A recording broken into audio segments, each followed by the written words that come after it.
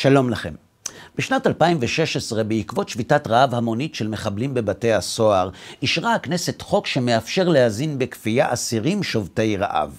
אחרי שהחוק אושר, הודיע יושב ראש ההסתדרות הרפואית שחל איסור מוחלט על הרופא להשתתף בהזנה בכפייה, ושלרופא יש כללי אתיקה, ושהאתיקה הרפואית גוברת על כל ההחלטות הפוליטיות, ושזה מקרה שבו האתיקה הרפואית גוברת על החוק באופן חד משמעי.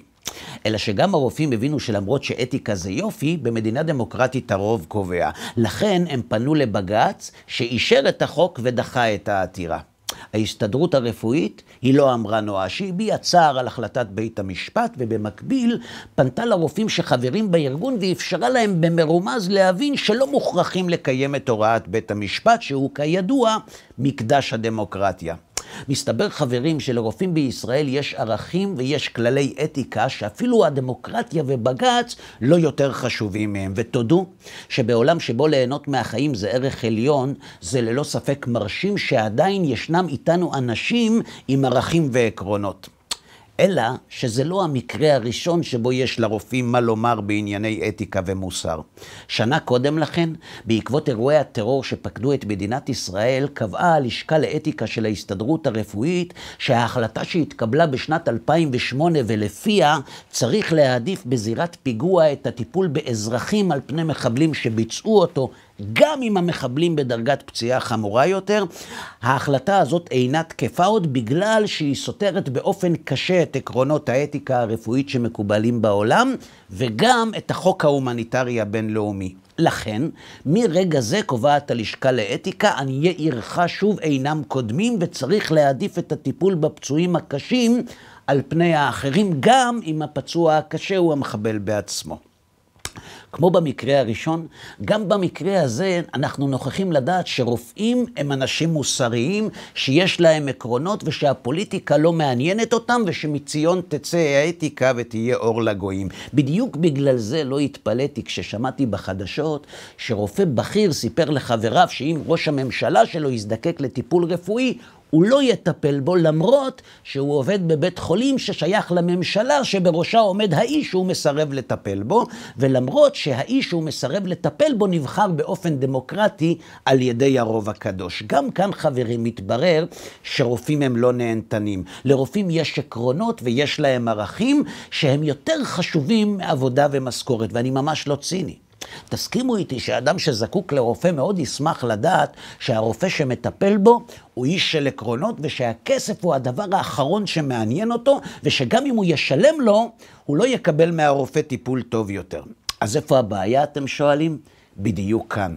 רופאים הם לא תגרים, הם אנשים שלהחלטות שלהם יש השפעה ישירה על המשך החיים של החולים שהם מטפלים בהם. לכן זה בעייתי. מתברר שהציווי לא תרצח, למרות שהוא מקובל מאוד בחברה המערבית, הוא ציווי גמיש שנתון לפרשנות, ושבמקרים מסוימים יש ערכים יותר חזקים ממנו. למשל, הרחמנות או הרגש. עובדה, במחקר שנעשה בין רופאים לאחרונה, התברר ש18% מהרופאים מוכנים לסייע כדי לסיים את חייו של חולה סופני, גם אם הוא לא סובל מכאבים. 14% מוכנים לעשות זאת לחולה עם מחלה ניוונית שחושש מהשלב הבא. 13% מהרופאים מוכנים לסיים את חייו של חולה סיעודי שמבקש זאת, ו35% מוכנים לסייע בהמתת חולה ששרוי בתרדמת. ומה אם לא תרצח, אתם שואלים? אז ככה, אין ספק שכולנו אמונים על הצו המוסרי הזה, שהוא נתון לפרשנות.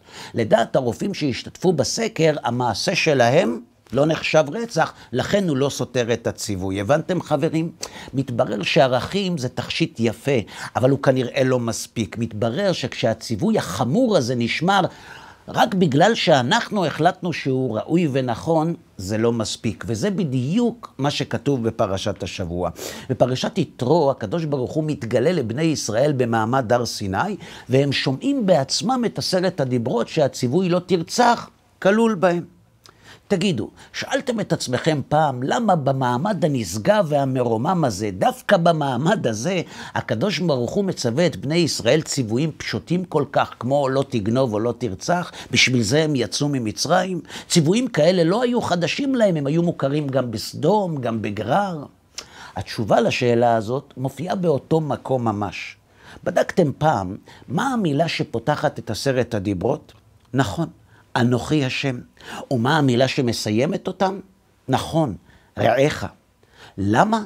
פשוט מאוד. ב10 הדיברות הקדוש ברוך הוא מלמד את בני ישראל שהיחס לזולת תלוי מאוד בשאלה למה אנחנו נאמנים ללא תרצח. האם זה רק מפני שאנחנו החלטנו שהצו הזה ראוי וצודק, או מפני שהשם ציווה? האם היחס לרעך שמופיע בסוף הדיברות הוא בגלל אנוכי השם אלוהיך שמופיע בתחילתו, או לא?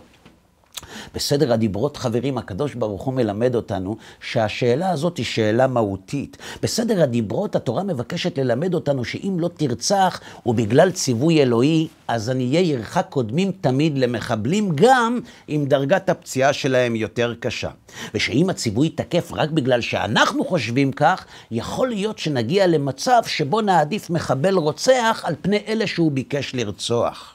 במילה אנוכי שבתחילת הדיברות התורה מלמדת שאם לא תרצח ובגלל הציווי האלוהי, אנחנו נטפל בחולה גם אם דעתו הפוליטית הפוכה משלנו. ואם לא, יכול בהחלט להיווצר מצב שבו נסרב לטפל בו רק בגלל שהוא מחזיק בעמדות הפוכות משלנו.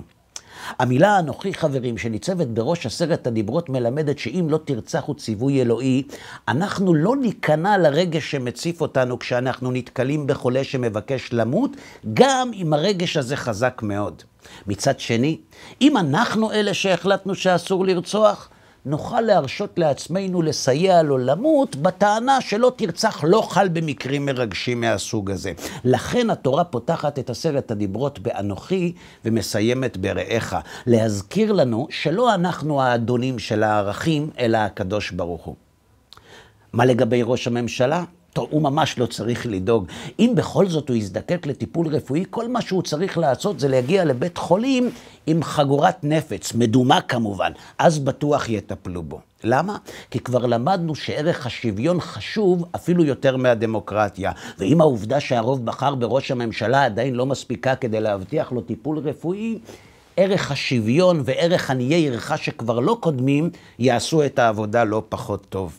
ועוד מילה לסיום, אם תרצו לצפות בשיעורים או בסרטונים נוספים, פשוט תקלידו בגוגל הרב אהרון לוי, תיכנסו לערוץ היוטיוב שלנו, תירשמו כמנויים, וכך גם תוכלו לקבל עדכון על כל שיעור או סרטון שעולה לאוויר, וגם תגרמו לחשיפת הערוץ ולזיכוי הרבים.